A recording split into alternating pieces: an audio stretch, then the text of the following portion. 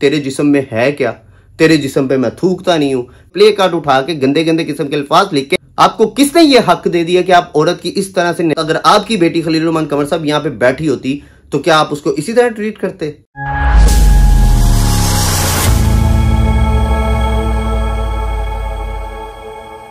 अस्सलाम वालेकुम जी, welcome to Miyan vlogs. तो जनाब उम्मीद करता हूं आप सब खैर से होंगे। तो जनाब कल एक वाकया पेश आया, बड़ा ही अफसोसनाक किस्म का, थंबनेल से आप समझ भी चुके होंगे। वो वाकया जनाब हमारे नेशनल टीवी चैनल के ऊपर, एक निजी टीवी चैनल के ऊपर वाकया पेश आया।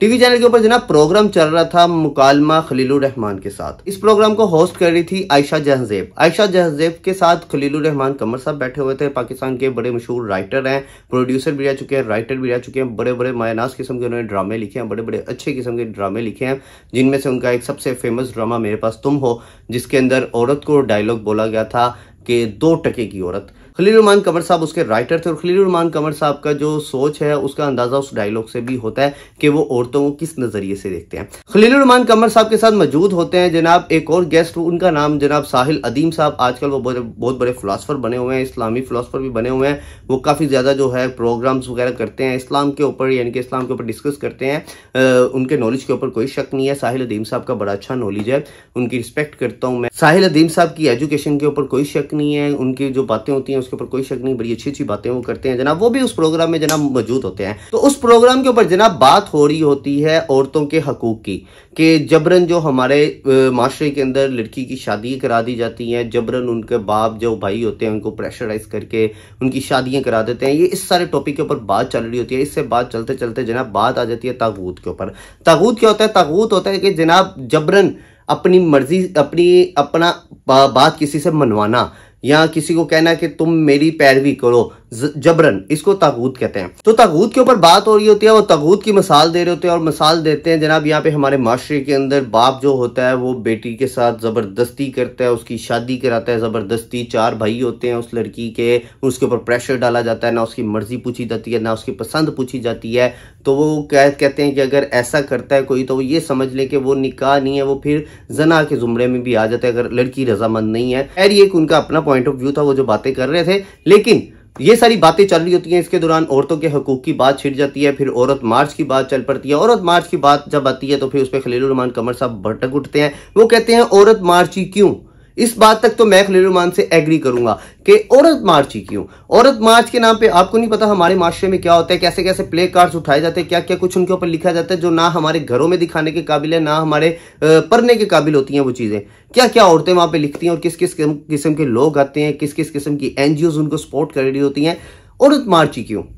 तो औरत मार्च के अलावा भी फिर वो बताते हैं कि मुख्तलिफ प्लेटफॉर्म है, आप उसके ऊपर जाके औरतें अपना जो है वो हक मांग सकती हैं। इसके ऊपर सारी डिस्कस हो रही होती है। तो इसके ऊपर साहिल अदीम साहब कहते हैं कि औरतें मुख्तलिफ प्लेटफॉर्म पे जाके अपना हक मांगे, क्यों नहीं मांगती? अपने मुख्तलिफ प्लेटफॉर्म पे जाके जत्थे बनाए, अपने जाके फतवे लें मौलवियों से और अपना हक मांगे, अपना ये हमारे लोग के अंदर ये चीजें लेके आए फतवे दिलवा के मौलवियों से। तो उसके ऊपर जनाब आयशा जहज़ेब कहती हैं कि जनाब औरतों को कौन सुनता है, औरतों की तो कोई गवाही नहीं मानता, औरतों को तो तलाक दे के लोग मुकर जाते हैं, औरतें तो बेबस हैं, बेचारी हैं। आयशा जहज़ेब की इस बात के ऊपर साहिल अदीम साहब फरमाते हैं कि हाँ ये बात डिबेटेबल है, इस पर हम डिबेट कर सकते हैं। तो साहिल अदीम साहब बताते हैं, इसके ऊपर मैं आपको एक मिसाल दे सकता हूँ। इसके ऊपर मिसाल ये है कि अगर हमारे माशरे के आप 100% मर्द ले लें, मर्द और औरत का कंपैरिजन कर रहे हैं वो, अगर हमारे माशरे में 100% मर्द ले लें, 100% मर्दों में से 25% मर्द ऐसे हैं जो जाहिल हैं, 50% जो है वो 50-50 है और बाकी 25% जो है वो वेल एजुकेटेड है। ठीक है जी। उसके बाद वो कहते हैं जी अगर यही हम औरतों पर मिसाल दें तो अगर हमारे माशरे में 100% औरतें हैं उसमें से 95% औरतों को वो जाहिल कह देते हैं।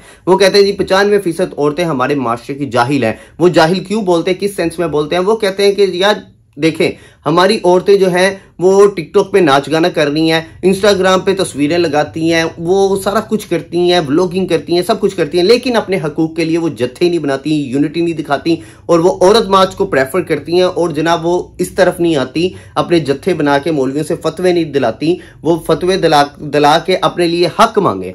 प्रोग्राम के दौरान जो ऑडियंस उन्होंने बैठाई होती है, जो अवाम उधर बैठाई हुई थी, उनसे सवालात का सेक्शन होता है। खलीलुर रहमान कंवर से और साहिल अदीम साहब से सवालात पूछे जाते हैं। तो उस दौरान एक लड़की के पास माइक जाता है, वो माइक पकड़ के साहिल अदीम साहब पे चढ़ाई कर देती है। साहिल अदीम साहब को वो कहती है कि आपकी हिम्मत कैसे हुई, आपने 95% औरतों को जो है वो जाहिल बोला है। उन 95% औरतों में मैं भी आती हूँ, मेरी माँ भी आती है, वो भी आती है, वो भी आती है। उसने कहा आप सबसे पहले इस बात के ऊपर माफी मांगे। तो खैर इस सारे मामले के ऊपर साहिल अदीम साहब बड़ी अपनी जस्टिफिकेशन दे रहे होते हैं। वो कहते हैं जी बीबी मैं बात कर रहा हूं तागूत को लेके, मैं बात कर रहा हूं इस्लामी पॉइंट ऑफ व्यू से। वो कहते हैं कि मैंने आप तागूत का लफ्ज बोला, आपको पता है तागूत क्या होता है? वो लड़की कहती है नहीं। तो उसने कहा फिर मेरी बात सच साबित होगी ना, आप लोगों को इस्लाम का इल्म ही नहीं है। वो अपनी उसी बात पे वो लड़की अड़ी रहती है, नहीं नहीं आपने 95% औरतों को जाहिल कैसे कह दिया। और यार वो बंदा सही बात तो कर रहा है, वो क्या गलत बात कर रहा है? तुम्हें तागूत का नहीं पता, तुम्हें इस्लाम के बारे में पता कुछ नहीं है, तो तुम यही तो वो कह रहे हैं कि एजुकेशन के लिहाज से 95% औरतें जाहिल है। तुमने माइक पकड़ा है, गले में तुम्हारे दुपट्टा है और तुम विचार कर रही हो, उसके ऊपर चढ़ाई कर रही हो। ये कौन सा तरीका है भाई? यही तो बात वो अभी 1-2 मिनट पहले बोल रहा था और वो तुमने साबित कर दिया कि 95% औरतें जाहिल होती हैं। आप उसकी बात को समझो तो सही, वो कह क्या रहा है, वो करना क्या चाह रहा है, वो बताना क्या चाह रहा है आपको?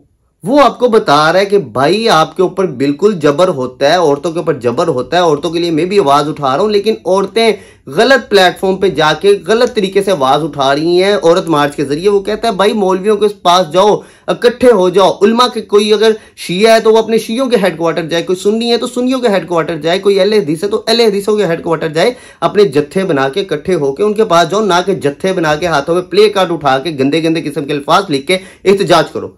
और यही तो वो बंदा समझा रहा है आपको। आप उस बंदे से कह रही हैं कि आप माफी मांगे, आपने 95% औरतों की तौहीन कर दी है, आपने ये कर दिया, आपने वो कर दी है। तो खैर जनाब ये और लड़की जब वो इस किस्म की डिबेट कर रही होती है, इस किस्म की बातें कर रही होती है साहिल अदीम साहब से, तो इस दौरान जनाब बैठे हुए हमारे खलीलुर रहमान कमर साहब ये सारा वाकया और माजरा देख रहे होते हैं। तो खलीलुर रहमान कमर साहब एट लास्ट वो तप जाते हैं। वो लड़की जब बार बार अपनी बात मनवा रही होती है, अपनी बात मनवाना चाह रही होती है साहिल अदीम से, तो खलीलुर रहमान कमर साहब वहां पे तप जाते हैं। खलीलुर रहमान कमर साहब वहां पे कहते हैं खींचो इससे माइक, तमीज नहीं है इसको, लो इससे माइक, निकालो इसको बाइक।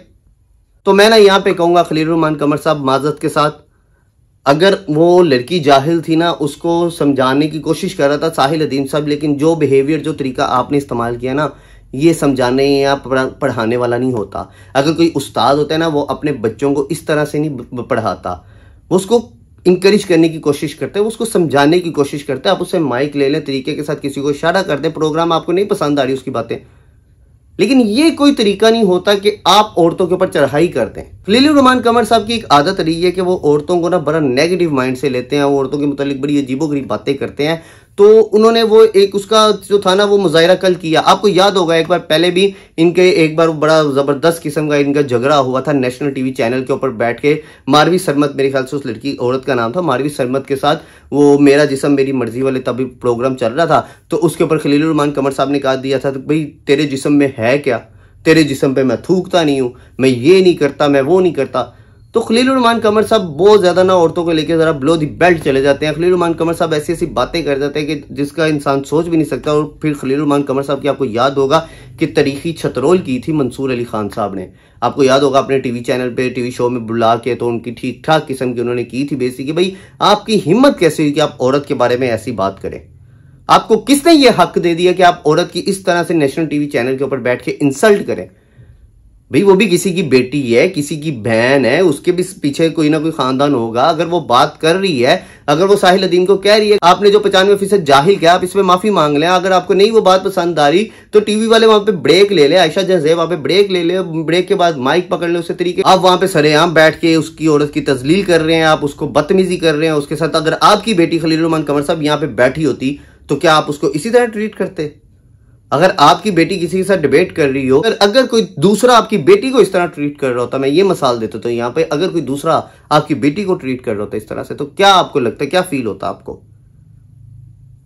भाई औरतों की भी रिस्पेक्ट करो। अगर आप अच्छी बातें कर रहे हो ना वहां पे, आप बिल्कुल, मैं आपसे एग्री करता हूं। आप लोग कह रहे हो जी औरत मार्ची अपनी बातें बनवाने का हक नहीं है, औरतों के हकूक का हक नहीं है, आप बिल्कुल ठीक बातें कर रहा था साहिल अदीम कि अपने जत्थे बनाएं, अपने उलमा इकराम के पास जाएं, फतवे लें और अपनी जो है बातें वो आप इस तरह से बनवा सकते हैं, कानून के अंदर, लॉ के अंदर ला सकते हैं अपनी बातों को।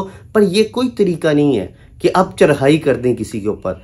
मैं इस चीज को बिल्कुल कंडेप्ट करता हूं और खलीलुर रहमान कमर की उस हरकत को बिल्कुल कंडेप्ट करता हूं कि जो उन्होंने लाइव शो के अंदर बैठ के एक नेशनल टीवी चैनल के ऊपर, निजी टीवी चैनल के ऊपर बैठ के जो बच्ची के साथ, जो लड़की के साथ उन्होंने जो किया है, मैं इस चीज़ को बिल्कुल प्रोटेस्ट करता हूँ और खलीलुर रहमान कमर साहब को अपने इस अमल पे भी माफ़ी मांगनी चाहिए। खैर वो माफ़ी तो मांगेंगे नहीं, उन्होंने माडवी सरमद साहब के साथ भी बड़ी बदतमीजी की थी, तब उन्होंने कह दिया था कि तेरे जिस्म में है क्या, मैं इस पर थूकता नहीं हूँ, तो इस किस्म के अल्फाज बोल दिए थे। भाई आपका गुस्सा बिल्कुल बजा है, हम में भी गुस्सा आता है जब हम वो पोस्टर देखते हैं, वो चीज़ें पढ़ते हैं, पर ये तरीका नहीं है, कोई तरीका नहीं है।